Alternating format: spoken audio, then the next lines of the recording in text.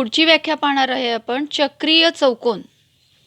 तर नावातच आहे याच्या चक्रीय म्हणजे चक्र, याचा अर्थ काय, वर्तुळ आहे आपल्याला. तर या वर्तुळावरचे मी कोणतेही 4 शिरोबिंदू घेतले, तर ह्या 4 शिरोबिंदूंना जोडणारा असा जर मी चौकोन काढले तर ह्या चौकोनाला काय म्हणायचं, चक्रीय चौकोन. म्हणजे काय चक्रीय चौकोनाची व्याख्या, ज्या चौकोनाचे 4ही शिरोबिंदू कुठं असायला पाहिजेत, वर्तुळावर असतात. म्हणजे यातला एकही शिरोबिंदू जर वर्तुळाच्या अंतर्भागात असेल असा किंवा बाह्य भागात असेल तर त्याला आपण चक्रीय चौकोन म्हणणार नाही. 4ही शिरोबिंदू वर्तुळावरच असायला पाहिजेत तर त्याला आपण चक्रीय चौकोन म्हणणार आहोत.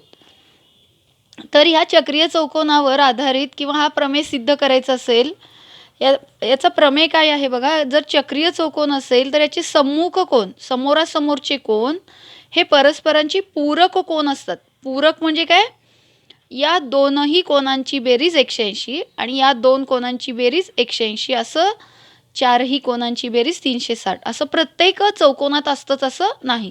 पण चक्रीय चौकोनाच्या बाबतीत ह्या दोन कोनांची बेरीज 180 अंश असते. तर हा प्रमेय आपल्याला कृतीच्या आधारे सिद्ध करायचा आहे. आता चक्रीय चौकोनाचे प्रमेय पाहूयात आपण. हा चक्रीय चौकोन आहे. प्रमेय काय सांगतो बघा, की चक्रीय चौकोनाचे सम्मुख कोन परस्परांचे पूरक असतात. इथे लिहिते बघा मी, चक्रीय चौकोनाचे सम्मुख कोन परस्परांचे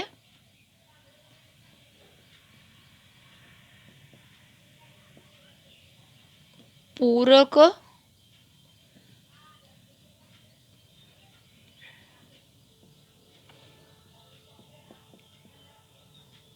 हा प्रमेय आहे. तर ह्या प्रमेयाला आपल्याला जर सिद्ध करायचं असेल तर कृती दिली, पहा कृती भरायची फक्त. तर खूप सोपा आहे हा सुद्धा प्रमेय, जरी आपल्याला मोठा वाटत असेल तरी अतिशय सोपा आहे. पक्षमध्ये काय येणार, जर चक्रीय चौकोन दिला असेल असं विधान येणार ना. जर चक्रीय चौकोन दिला म्हणजे पक्षमध्ये काय येणार, की हा काहीतरी चक्रीय चौकोन आहे, त्यांनी दिलंय बघा इथं. मग कोणता आहे इथं चक्रीय चौकोन आकृतीमध्ये, ADCB म्हणा, ABCD म्हणा, कसंही नाव घेतलं तरी चालेल. चौकोन ABCD हा चक्रीय चौकोन आहे. साध्य काय म्हटलंय, की कोन B अधिक कोन D, हा कोन B अधिक कोन D यांची बेरीज किती असते. मग सम्मुख कोन आहेत बघा, हे B आणि D, हे बघा B आणि D हे परस्परांचे सम्मुख कोन आहेत. आणि सम्मुख कोन काय दाखवायचे आपल्याला, पूरक असतात. म्हणजेच त्यांची बेरीज किती आहे सिद्ध करायचं आहे, 180 अंश हे सिद्ध करायचं आहे. मग सिद्धता दिली आहे पहा. काय म्हटलंय, कोन ADC या अंतर्लिखित कोनामुळे कंस ABC अंतरखंडित केला आहे. ADC बघा, ADC मध्ये कुठला कंस आहे, ABC आहे, हो की नाही.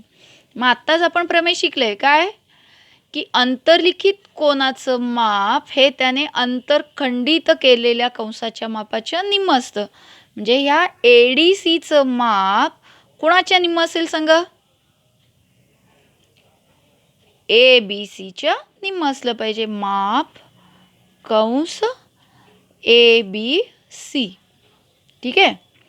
तसेच टिंबटिंब या अंतर्लिखित कोनाने ADC अंतरखंडित केले बघा. ADCला, हा ADC कोणत्या कोनाच्या अंतर्भागात आहे, ABC या कोनाच्या. बघा हे असंच जर वाढवलं तर ह्या कोनाच्या अंतर्भागात ADC आहे. तसेच कुठला कोन लिहिणार मग, तर कोन ADC एकदा घेतला की ABC येणार, त्याच्या समोरचा कोन.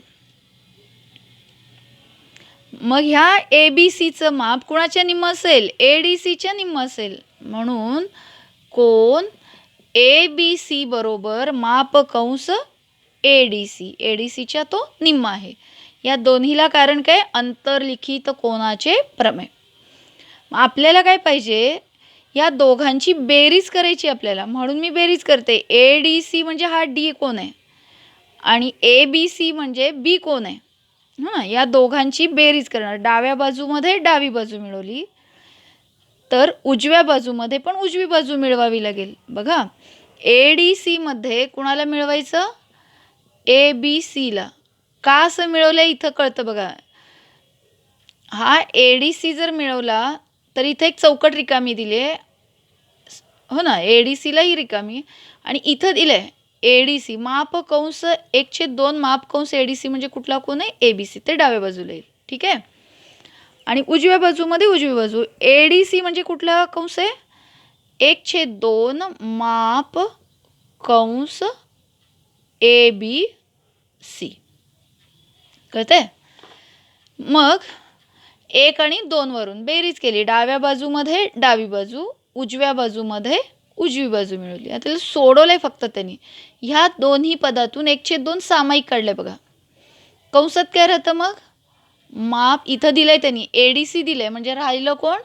माप कंस ABC राहतो. ठीक आहे. मग 1/2 ABC आणि ADC आपण आकृतीकडे बघूयात. कंस बघा, ABC आणि ADC मिळून एक अख्खा वर्तुळ मिळतो बघा. आणि पूर्ण वर्तुळाचं माप किती असतं? 360. त्यांनी दिलंय ते पूर्ण वर्तुळ होते. मग भाग घालायचे फक्त.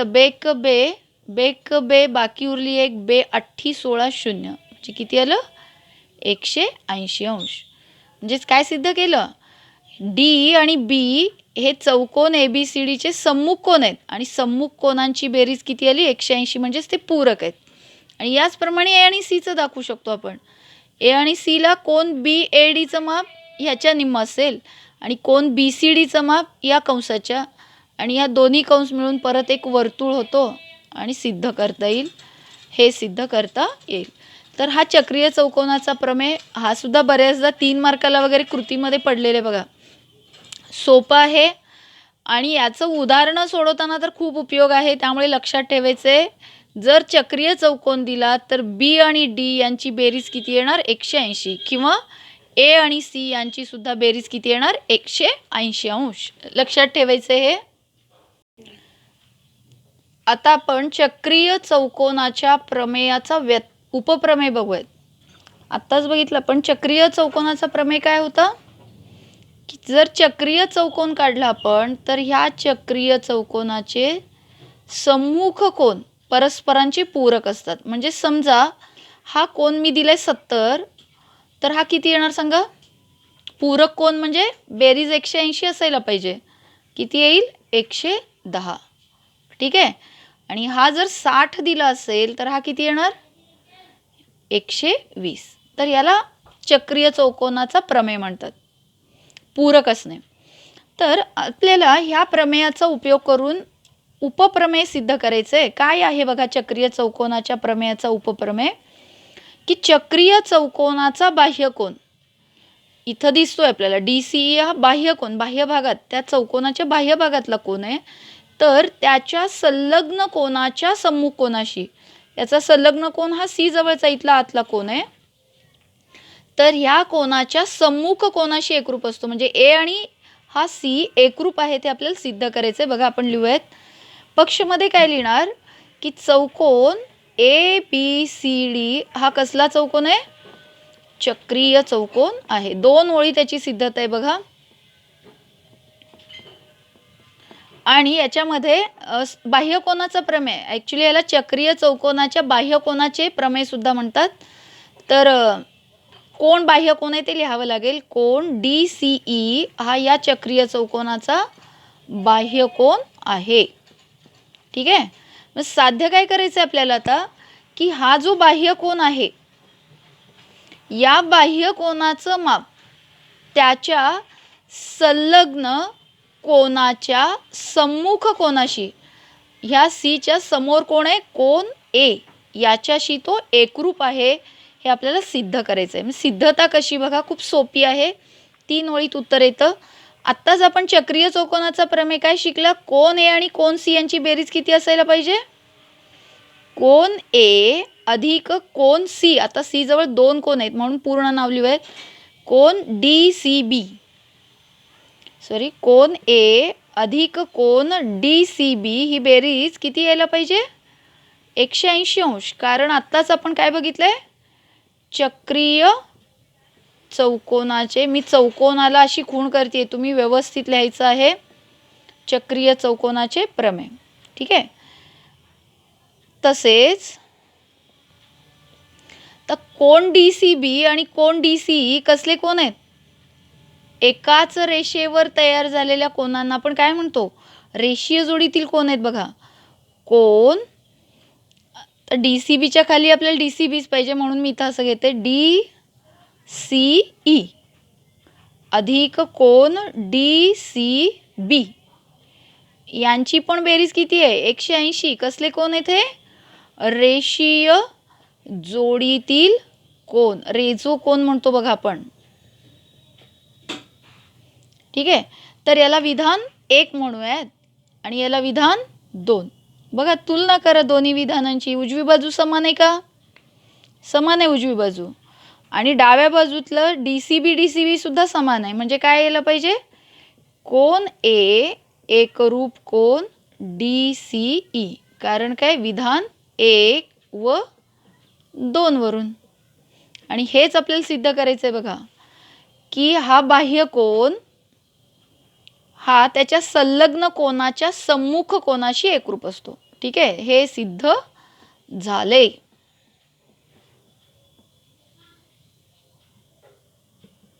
समजते. पुस्तकात याची सिद्धता दिलेली नाही, लिहून घ्यायचे. आता चक्रीय चौकोनाच्या प्रमेयाचा व्यत्यास पाहूयात आपण. तर काय आहे बघा, चक्रीय चौकोनाचा प्रमेय काय म्हटलं, जर चक्रीय चौकोन असेल म्हणजे चारही त्याचे शिरोबिंदू जर वर्तुळावर असतील तर त्याचे सम्मुख कोनांची बेरीज किती असते, 180 अंश. ठीक आहे. आता जवळपास त्याच्या व्यत्यासासारखंच आहे बघा, की समजा एक रेषा आहे आणि ह्या रेषेच्या एकाच बाजूला 2 भिन्न बिंदू आहेत, कसेही असतील ते, कुठेही असतील, तर या दोन्ही बिंदूंनी ह्या रेषेशी केलेले कोन. आता ह्या रेषेवरती मी समजा एक रेषाखंड घेतला AB, तर ह्या ABशी ह्या रेषेवरील 2 भिन्न बिंदूंशी केलेले कोन जर एकरूप असतील, एकरूप म्हणून समानची खूण केले, जर एकरूप असतील तर हे चारही शिरोबिंदू ABCD हे चारही शिरोबिंदू चक्रीय चौकोनाचे शिरोबिंदू असतात. म्हणजेच या चारही शिरोबिंदूतून आपण एक वर्तुळ काढू शकतो. तर याला चक्रीय चौकोनाच्या प्रमेयाचा व्यत्यास म्हणतात. तर आपल्याला जास्त नाही लागणार, एखाद दुसऱ्या उदाहरणात लागेल तर लक्षात ठेवायचे काय, की एखाद्या रेषेवरती तयार झालेले असे 2 कोन जर एकरूप असतील तर ते एकाच वर्तुळावर असतात. ठीक आहे. आणि आणखीन एक, की समजा तुम्हाला कुठलाही एक चौकोन दिलेले आणि ह्या चौकोनाची समोरासमोरील कोनांची बेरीज 180 अंश असेल तरी सुद्धा हा चक्रीय चौकोन असतो. तर याला आपण चक्रीय चौकोनाच्या प्रमेयाचा आपण व्यत्यास म्हणतो. ठीक आहे. तर असे हे दोन्हीही तुम्हाला लक्षात ठेवायचे. काय लिहूयात आपण, तुम्हाला जर स्क्रीनशॉट काढायचा असेल तर, कुठलाही चौकोन आहे त्याच्या कोनांची बेरीज जर A अधिक B 180 अंश दिला असेल तर हा चक्रीय चौकोन असतो. याचं नाव लिहूयात आपण ABCD. तर चौकोन ABCD हा काय असतो, जर असं दिलं असेल तर चौकोन ABCD हा चक्रीय चौकोन असतो. कारण चक्रीय चौकोनाचा गुणधर्म आपण बघितले, फक्त चक्रीय चौकोनातच सम्मुख कोन काय असतात, पूरक असतात किंवा असं. तर ह्या दोन्हीमध्ये, या दोन्हीलाही चक्रीय चौकोनाचा प्रमेयाचा व्यत्यास म्हणतात.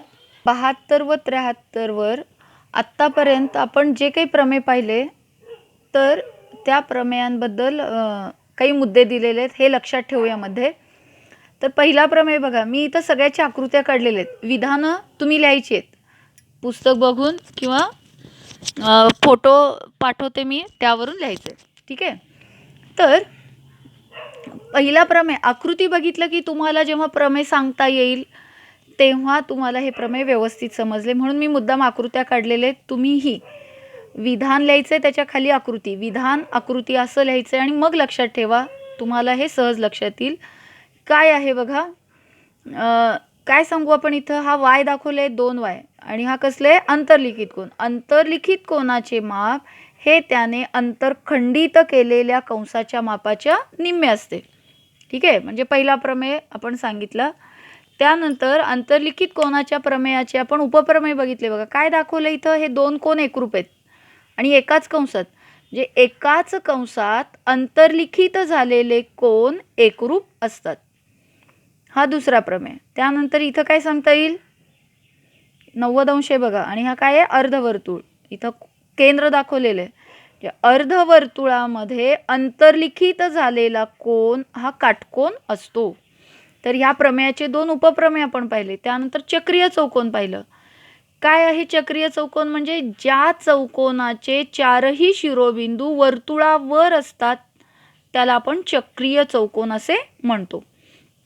त्यानंतर चक्रीय चौकोनाचा हा प्रमेय आहे बघा. तुम्ही हेडिंग टाकायचं आहे सगळ्याला, तर इथं मी लिहून देते पाहिजे तर.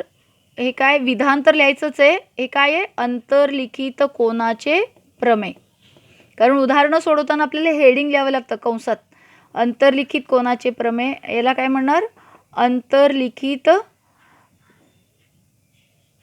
जाऊ देत, याला काही लिहायची गरज नाही, आपण तिथं सोडवताना लिहू शकतो डायरेक्ट. आणि हा मात्र काय आहे, चक्रीय चौकोनाचे प्रमेय. काय सांगतं चक्रीय चौकोनाचं प्रमेय, जर चक्रीय चौकोन दिला असेल तर त्याचे सम्मुख कोन हे परस्परांचे पूरक असतात, म्हणजे बेरीज 180 अंश असते. याच्यावरून काय सांगता येईल, चक्रीय चौकोनाचा बाह्यकोन, चक्रीय चौकोनाच्या बाह्यकोनाचं माप हे त्याच्या संलग्न कोनाच्या सम्मुख कोनाशी एकरूप असतं. बघा, एकरूपची खूण दाखवलेली आहे. तर असं तुम्हाला गणिती विधान आकृतीच्या स्वरूपात जेव्हा लिहाल, भूमिती तुम्हाला काही अवघड नसणार आहे. तर प्रत्येक विधानाला असं लिहायचा प्रयत्न करत जावा, म्हणजे तुम्हाला एक आत्मविश्वास येतो. मग परीक्षेमध्ये काही जरी विचारले तर तुम्ही व्यवस्थित सोडू शकाल. 7व्यामध्ये बघा काय दिलेलं आहे, नुसतं चौकोन दिलं आहे आणि चौकोनाचे सम्मुख कोन 180 म्हणजे पूरक दिलेले आहेत.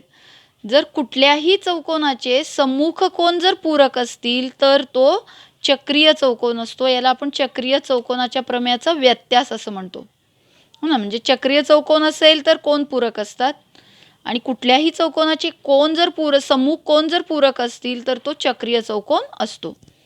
त्यानंतर हा एक बघितला आपण की एखादी रेषा आहे, रेषेवरील कोणत्याही 2 बिंदूंशी जर त्या रेषेच्या एकाच बाजूला असलेले कोणतेही 2 बिंदू समान कोन तयार करत असतील, म्हणजे ए आणि डी जर हे समान असतील तर हे 4ही शिरोबिंदू एकाच वर्तुळावर असतात. म्हणजे चौकोन ABCD जर आपण जोडलो तर तो चक्रीय चौकोन असतो.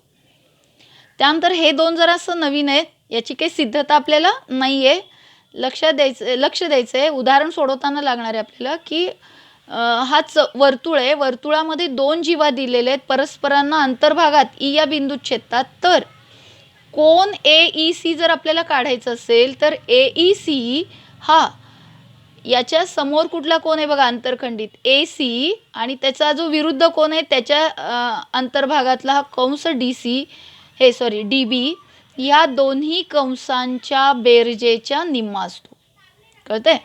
आणि CEB जर काढायचं असेल, CEB काढायचं असेल तर याच्या अंतर्भागात कोण आहे, CB, आणि याच्या विरुद्ध कोनाच्या अंतर्भागात आहे AD. तर AD आणि CB यांच्या बेरजेच्या निम्मा असतो कोण, हा CEB. कळतंय.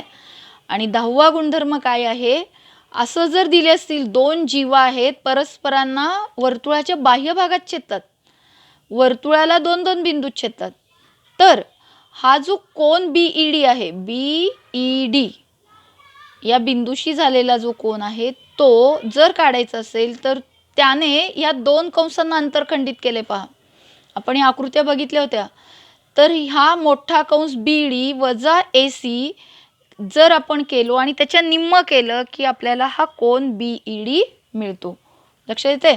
तर असे एकूण 10 गुणधर्म लक्षात ठेवायचे. आकृती प्रथम काढायची आहे, पहिल्यांदा जे विधान दिलेले आहेत पुस्तकातले ते विधान लिहायचे, त्याच्या खाली आकृती. प्रत्येकाचं आधी विधान, आकृती या पद्धतीनं लक्षात ठेवायचं आहे.